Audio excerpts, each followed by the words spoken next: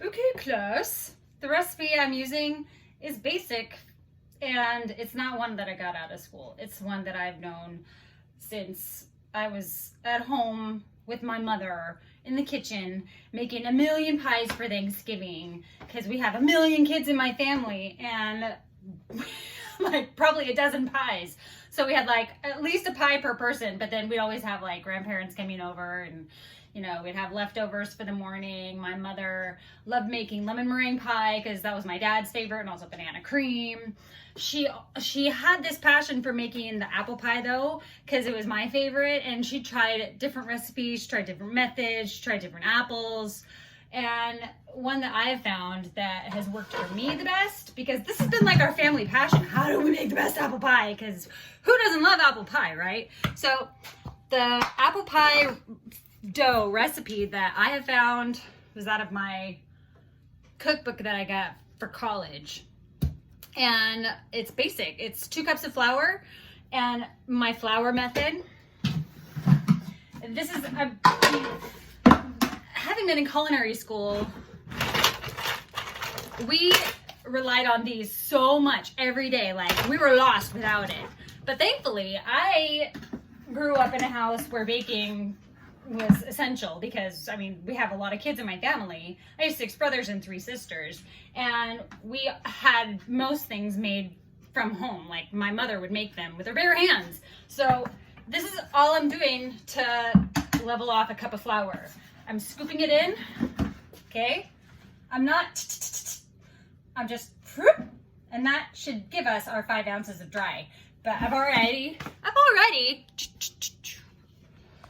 la la la la la la la la measured it out on the table, because now I'm going to use the method that I learned in school. That's right.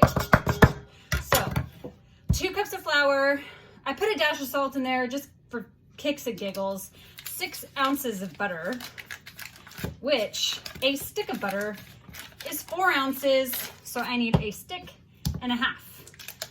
And I pulled these from the fridge. So they are not frozen, but they are cold. And I'm gonna cut them and put them in my butter dish. And this butter is salted, oh no! And we used unsalted butter in school, but I'm using what I got. So this is what I got.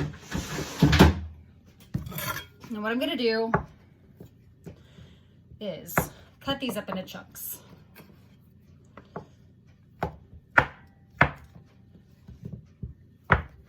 And they're like, I don't know, we call this small dice. Okay, now they're all up in chunks. And I put a little well in my flour. And I'm gonna cut the butter into my flour, but they're gonna be big pieces. I want big pieces because I want big pockets of air in my dough after I'm finished, so that I can have the strength in my dough to hold up my filling. So this is what we did in class. I did not learn how to do it this way. I actually read a few books on how to make the perfect pie crust, but this is what we did in class.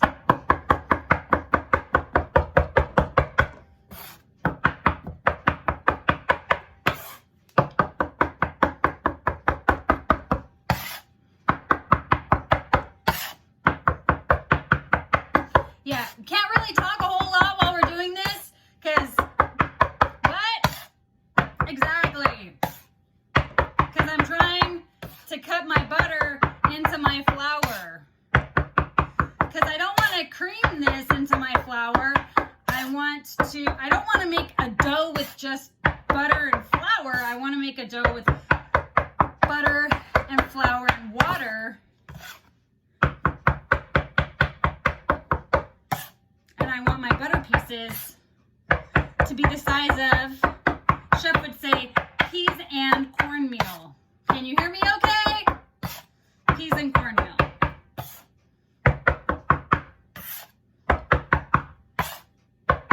Okay, what do we have here? Peas and cornmeal? We can see physical pieces of butter still, right? They're a little big, but I'm okay with that. Cause, you know, it's all gonna mix anyway. I mean, maybe those huge pieces I'll pinch together. Oh no. But I swear, I brought this into class. I felt like I was cheating. Because nobody else even knew what that was. Yeah, that's right. When I went to school, there were some people who never made pie dough in their life.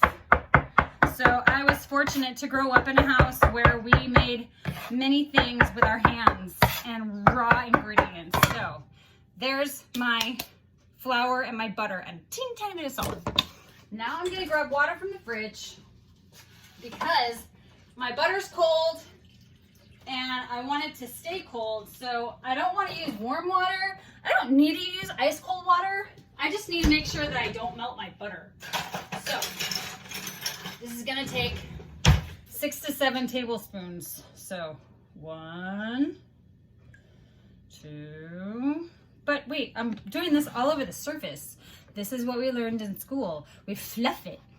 This is not how I usually make my pie dough. I think we actually moved it to a bowl.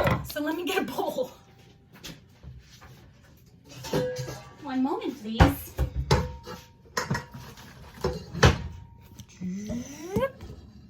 Yes, I did get my tripod. Thank you for asking. Okay. How many is it? 3? 2? I don't know. We're gonna know when it's ready by what it looks like. Okay. So now,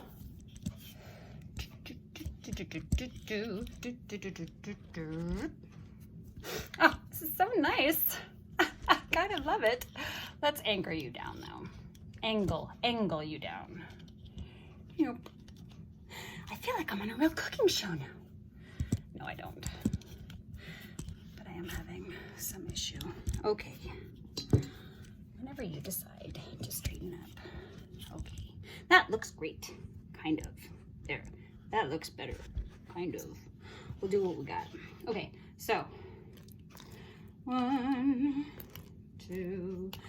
My technique, I like to use a fork. I typically would not want to do this with my hands, but I can see why using your hands would be ideal because now I can actually feel when the dough is ready.